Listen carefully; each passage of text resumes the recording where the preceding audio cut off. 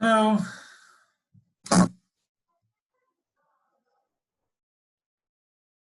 The world doesn't have to hear everything. Hold on a second.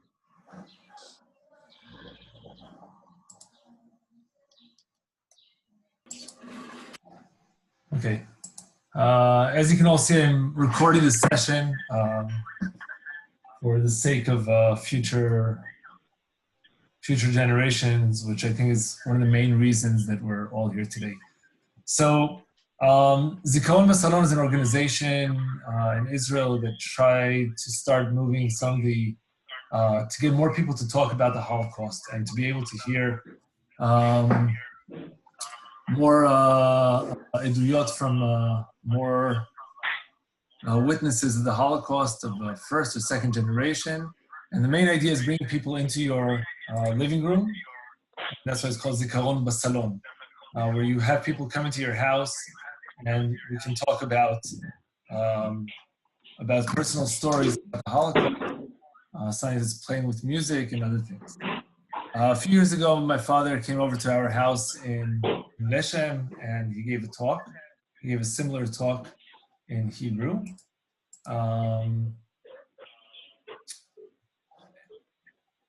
And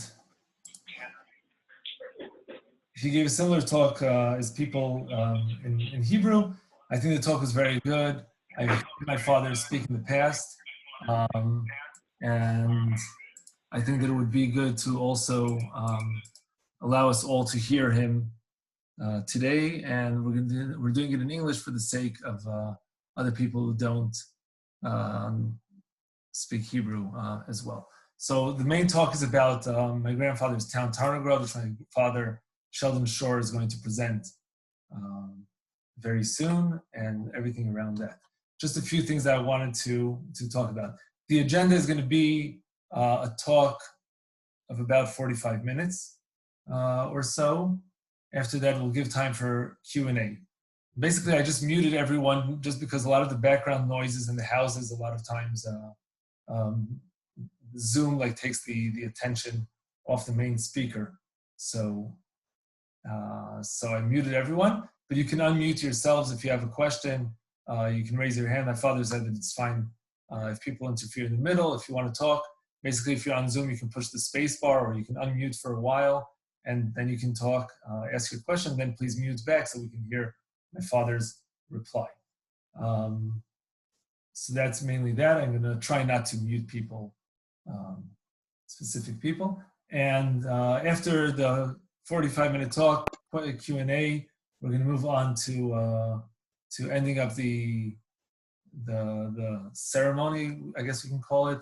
My father will say El Malei Rachamim for the Jews of Tarnogrod. We'll sing Ani Ma'amin and Hatikva, and that's it. So, Abba, all yours. Okay. Today is Yom Zikaron, the Shoah L'Gvura, the Memorial Day for the Shoah, remembering. And they were talking last night on TV, the president, Reuben Rivlin, several others mentioned the same question. How do you remember? And especially, how do you pass on this memory to the next generation, How is this done?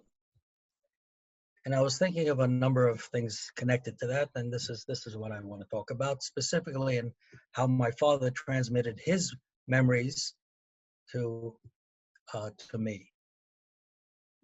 You know, I'm one of the oldest people in this room, in this salon, and I was born after the Shoah. So how can I say I remember anything? I didn't feel it. I guess there must be others, but there are at least two types of memories that I can describe. One is a personal experience. You remember it because it happened to you. Another is a transferred memory of an experience that happened to somebody else. If I go to exam on world history and the teacher says, write about the events leading up to the French Revolution. So I can write about this. I read about it in a book. I heard it from him. I read some other things, saw a movie, and I can write what I remember. Of course, I didn't experience it. I was never at the tennis court, to take the tennis court out, or to see the fall of Bastille, but yet have a memory of it. For many of us, that is the sort of memory it is. But the other, a stronger memory, one that, unlike an exam, you'll forget 2 days later, the type of memory that stays with you forever is a memory that you experience, that happened to you. And this is, and I think in Judaism, we see this happening all the time. We see that an attempt to make national memories experiential memories. We saw this very strongly just a week ago during Pesach. Chayav kol adam, every person is required as if he himself left Mitzrayim. He should see himself as if he himself left Mitzrayim.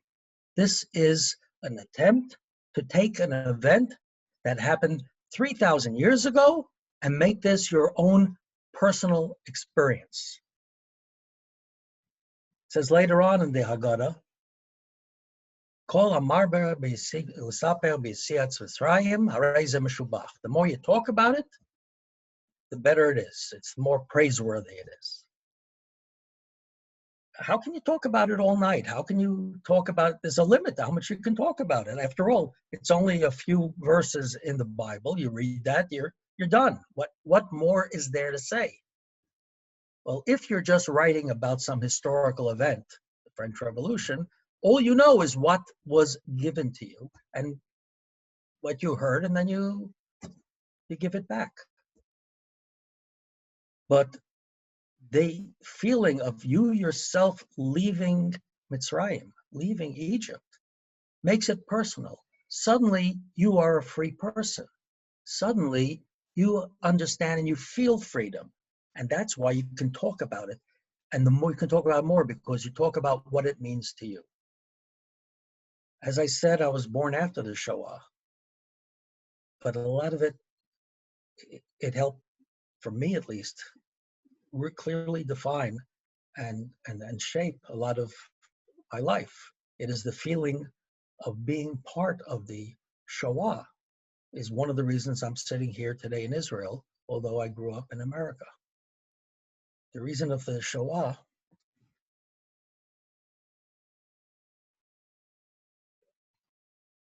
it's something that has defined me and defined me as a person. Let me tell you about my experience with the Shoah. Basically, I grew up in a house. My parents, both of them, were Holocaust survivors. They were born in Poland. They survived the war in 1948. I was born in a DP camp, displaced person camp. A year later, came to America. Most of the people that my father knew, many of the people, and the people that we communicated with were the few relatives who survived and other people who had survived. In other words, I grew up visiting in Brooklyn with my father's uncle and his family, with other Holocaust survivors. And this was the milieu, and this was the type of this. It helped create and shape a nation. It helped create and define a nation. When the Yetziat Mitzrayim, leaving Egypt, was a definition of, defined the people of Israel. It created a nation. It was an event that created a people. Who are the Jews? The ones that left. Who are the non-Jews? The ones that stayed. In the Holocaust, who are the Jews? The ones that were killed. Who are the non-Jews? The killers. Here, sometimes it's difficult to know who was a Jew or to define who was a Jew. It was a big issue many years ago. What exactly are the fine lines? But here is a very clear cut, black and white. You know on which side of the barricade you stay. And it's something which helped define as what a Jew is. This experiential an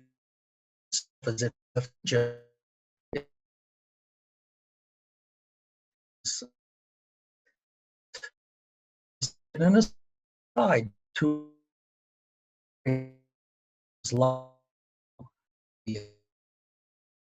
on Purim, they suffered and they fasted, so we fast too. Then they were joyous when they were saved, so we're joyous too and have a festive meal.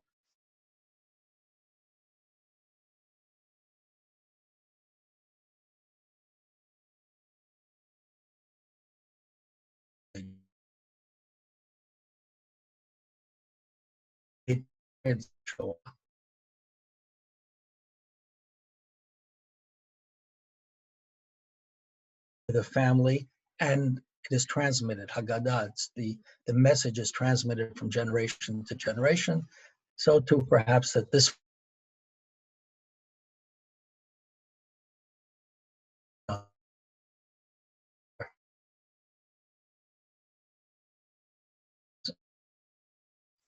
is going on.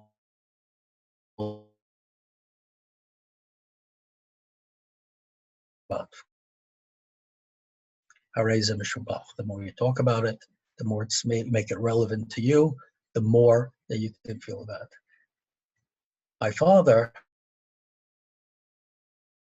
we're with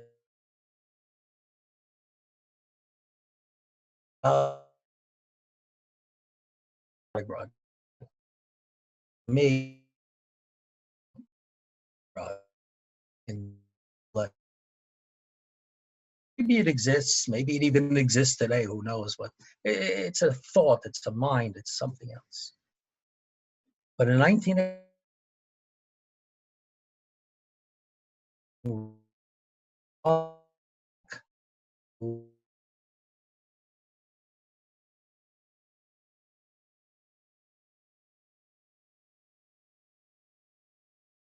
show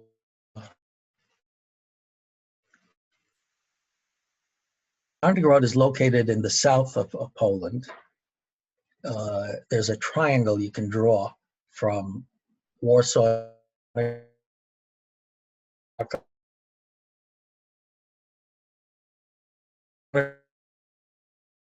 well. Century.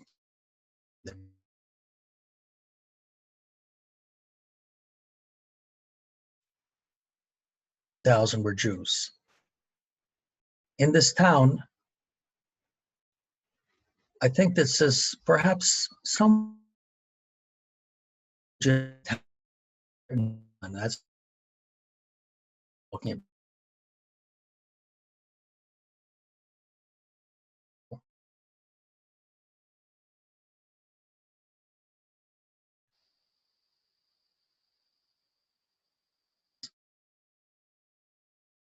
Tarnogrod up to about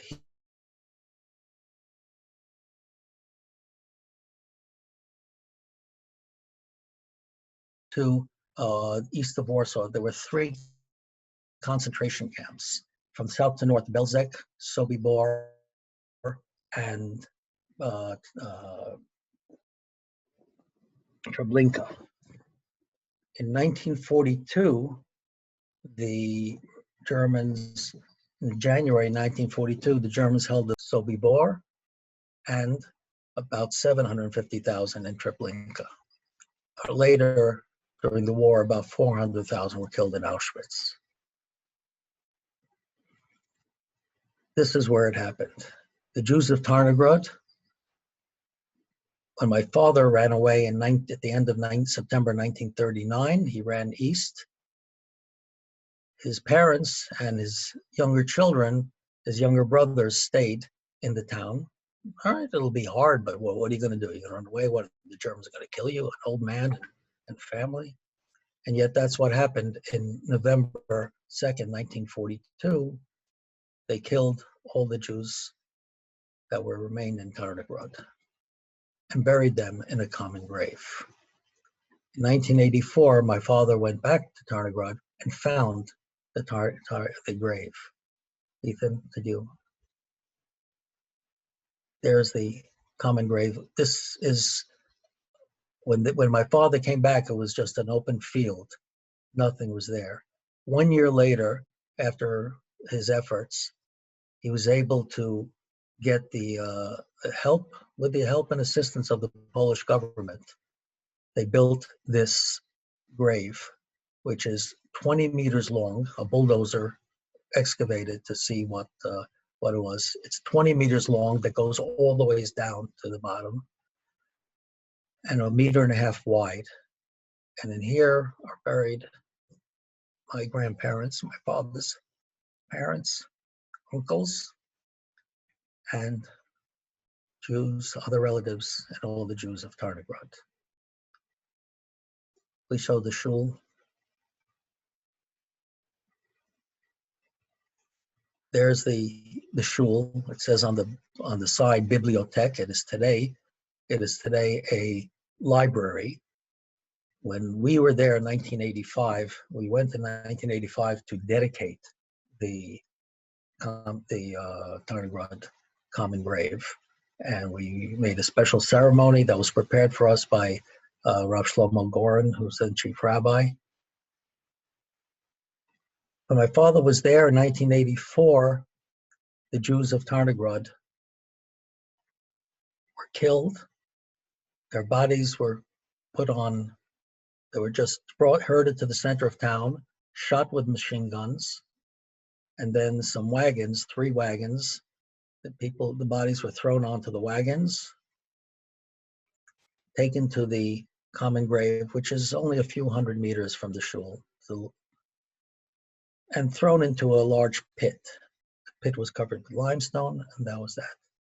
Some people were still alive when they were thrown into the pit.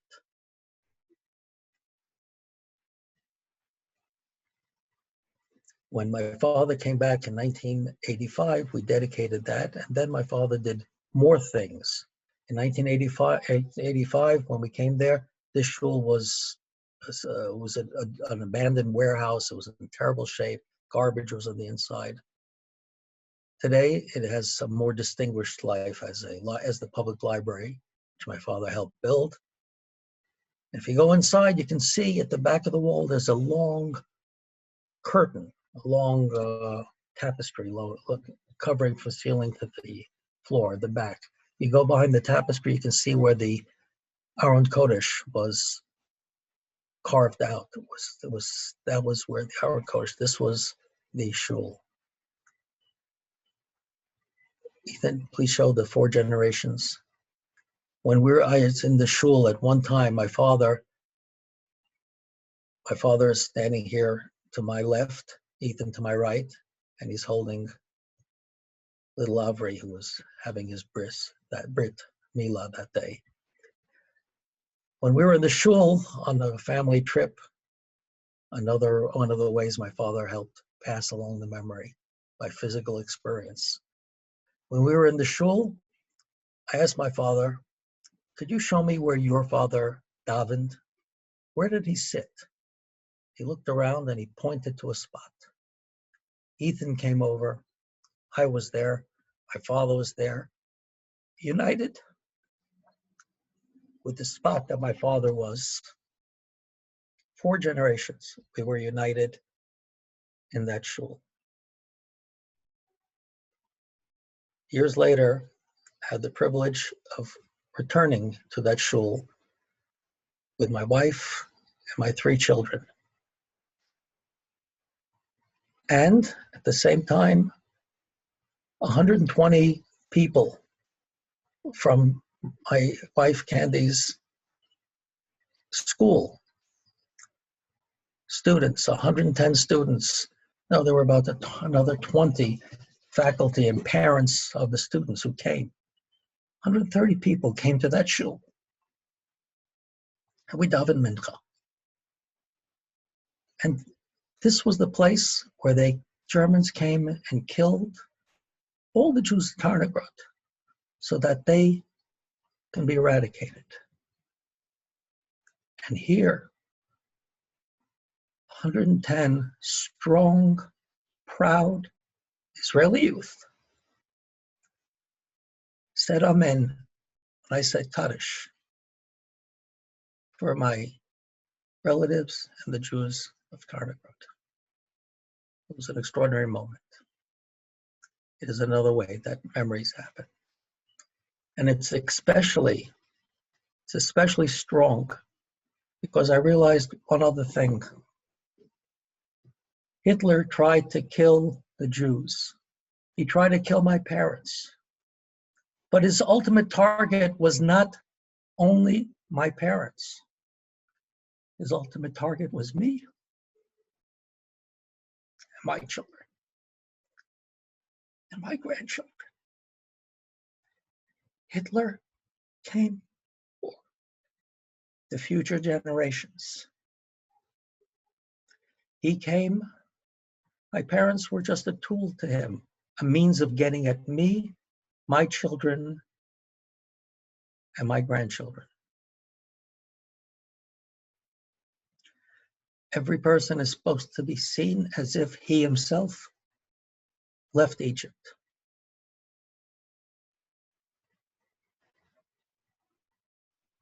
Every person should realize that we are all Holocaust survivors.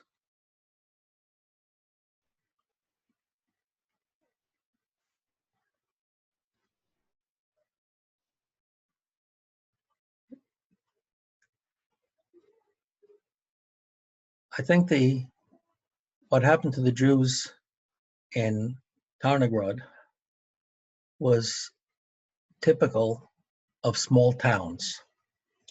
In the larger towns, the larger cities, Paris, Vienna, Amsterdam, the Jews were herded into cattle car into the center of town, then they were put on trains, and the trains were carried eastward to Auschwitz or to wherever else. There were so many death camps. There were no trains in Tarnogrod. It was a small town, no trains nearby. So what do you do? So the Jews were marched up to Bilgerai. Some of the Jews in Tarnogrod were killed on the spot. Many Jews from surrounding Tarnogrod were herded into a certain area. Ethan showed the 7 graves. Were herded into a separate area a little bit outside of town and were killed. And these are 4 of the 7 graves. They were in Tarnogrod, they were shot and thrown in and just dumped into a big pit. Here in these 7 graves, people were brought, the Jews from surrounding areas were brought here. There was a grave dug. They were told to lie down, head to toe, and 1 bullet in each person's head. In Tarnogrod, they say about 500 to 600 people were killed in that common grave that we saw before. Here, about 2,500 people, Jews from the surrounding areas, were killed. Those that were from the surrounding areas that weren't killed here or in Tarnogrod were force-marched 40 kilometers to Bilgerai and then taken to Belzec. Show the Belzec. The 2 pictures, Ethan, please.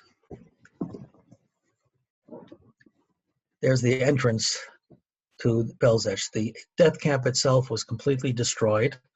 The Germans wanted no memory left of there. But think of it, 650,000 Jews. 550 to 650,000 Jews were killed in this one death camp, all in the year 1942. The next picture, please. And there's like an open area and with names of cities where people came from. Here, I'm standing next to a marker showing Tarnogrod. That many of the Jews of Tarnogrod and surrounding areas met their end over here as well.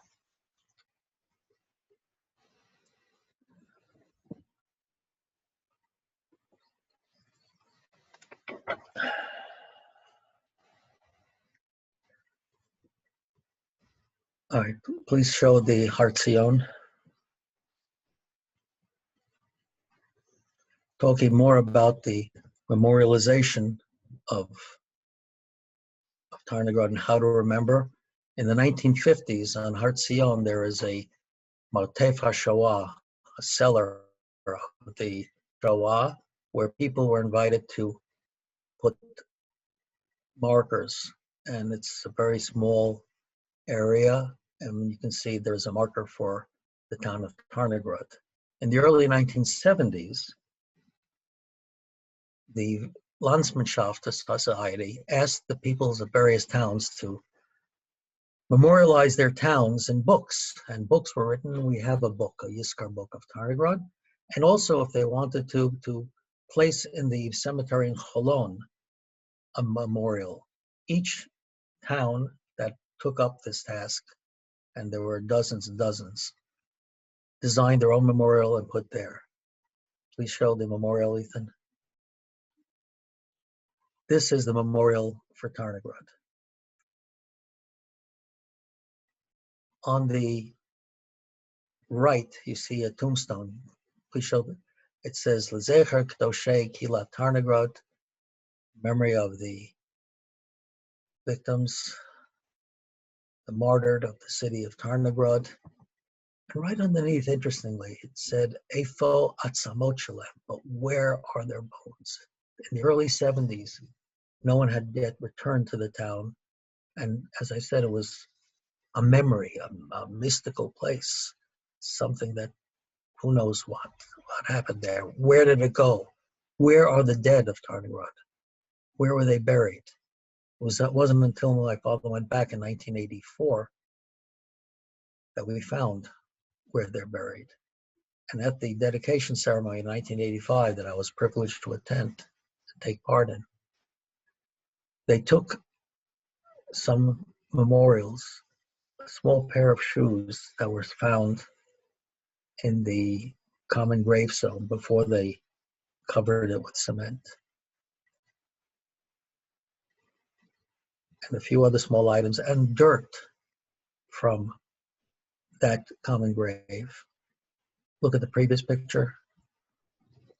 And in that box on the left side, they transferred, they put in here from Tarnogrod. Now we know where their bones are buried. And we put in here the bones, the shoe, and the dirt. And also, we took dirt from here and put it on a later trip in the place, a memorial, the common grave in Tarnogrod. This has been another way that we have experienced. I came to these things, my sisters, since at least the early 70s. And every year there were groups.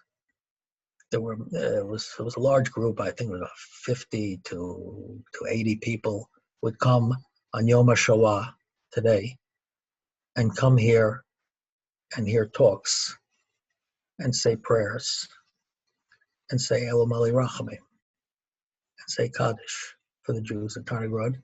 And the people who attended were the Nitzolei Shoah, the Holocaust survivors from Tarnogrod. And the whole street was filled with people from other towns who did the same things at the places for their memorials. Over the years, since the early 70s till today, it's about 50 years. We've been coming back, my parents or my sisters, we've been coming back just about every year. And the numbers kept getting smaller and smaller. This is the first year that they're not having a memorial at the Cholon Cemetery, partially due to Corona and partially due to the fact that the people who would come are no longer among us, including my parents. This then is another way of remembering and transmitting the memorial of Tarnogrod. anyone has questions, please.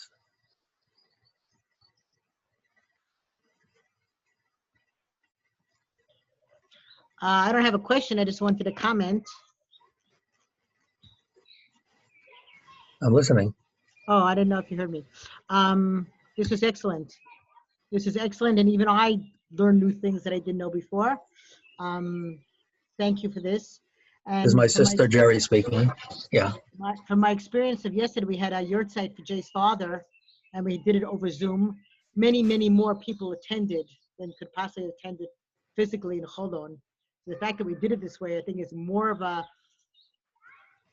It's better. It's better. It's more mechubad than everybody just hanging around, and physically being there has its thing, but be able to see each other and interact and hearing this, and I think it's extremely important. I'm glad you did it. Thank you.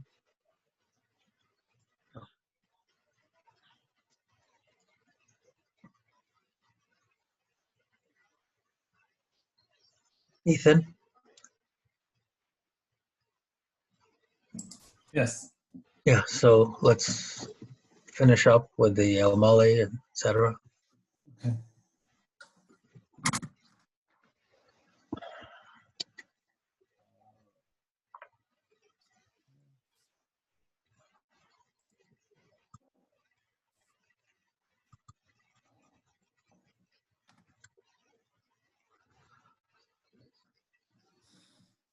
El Mali Rachamim, Shochen Bamromim, Hametzei Menucha Nechona, Al Kanfei Hashchina,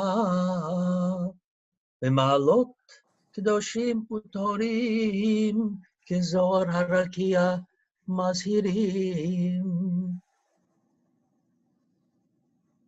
L'nishmot Tarnogrod Vasviva, Uveneim Shmuel ben Abraham Zal, mein Seide, Enkel, Bat Chaim Zal, mein Bubba, Sora bat Shmuel Zal, Viladeha, my Tante, Elimelech ben Shmuel, V'rayoto Viladav, Chaim ben Shmuel, Yaakov ben Shmuel, Shimon ben Shmuel, my Tata's Brida.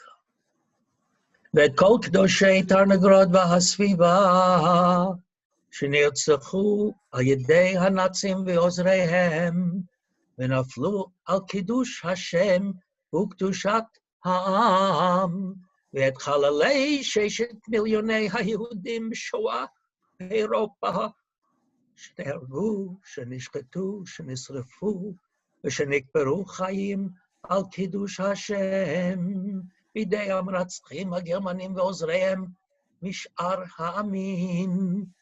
ועבור שכל הקהל מתפלל לעילוי נשמותיהם. לכן בעל הרחמים יסתירם בסתר כנפיו לעולמים, ויצרור בצרור החיים את נשמותיהם. אבינו מלכנו נקום לענייננו לעיני כל עמך בית ישראל את נקמתם, נקמת דם עבדיך השפוך. עבור שני בני משפחתם נדבים צדקה ומתפללים להזכרת נשמותיהם. מגן עדן תהיה מנוחתם, לכן בעל הרחמים יסתירם בסתר כנפיו לעולמים. יצרור בצרור החיים את נשמתם. אדוני הוא נחלתם, וינוחו בשלום על משכבם, ונאמר אמן.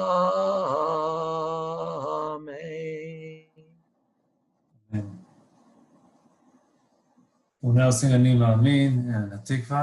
Whoever wants to unmute so that we can sing it all together is more than welcome to. Ani Ma'amin, Ani Ma'amin, Ani Ma'amin,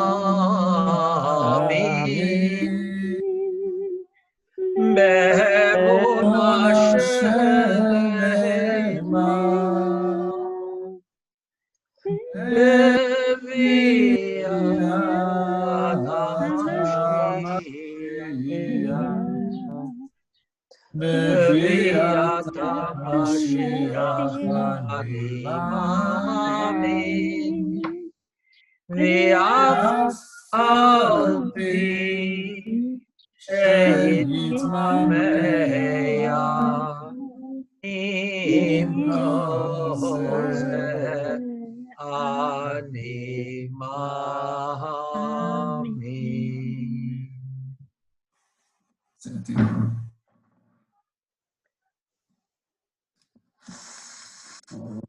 עוד בלב ונעימה נפש יהודי הורייה ופאתי מזרח קדימה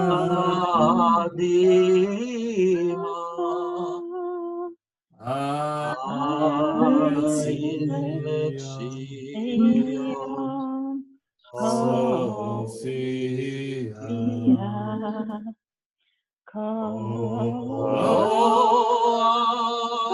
עבדתי תקוותנו התקווה בשנות אלפיים להיות עמי בארצנו ארץ ציון ירושלים להיות עמי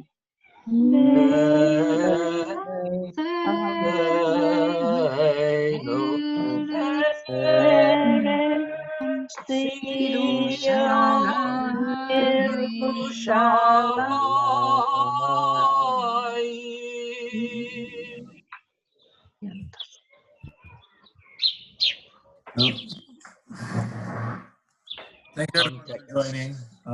Thank you very much, Abba, for sharing the story and together with your perspective. It was a lesson for us, for all of us, starting with your generation, but definitely continuing with mine and with the kids that were here in and out.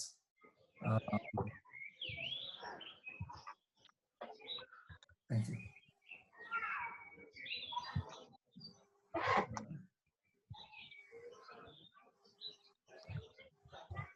Thank you everyone for joining.